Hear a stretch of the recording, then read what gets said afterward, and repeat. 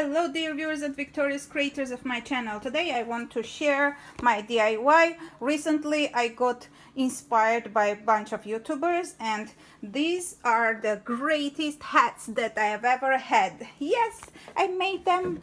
It's DIY. Here we go. Instead of the cake we are having hats today.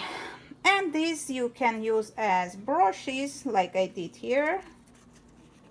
Or you may use them as magnets for your fridge, to give a gift, etc, etc. For this project you will need different types of ribbons, different types of length and width.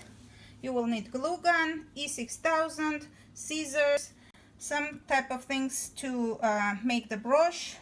You will need caps. These are the most important ones from the bottles. You will need some type of carton or hard paper. You will need another type of cap to make this round, and a pen.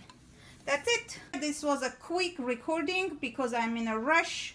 I have an appointment, so I just wanted to share this project because I'm gonna give this as a gift. That's why these are disappearing from here.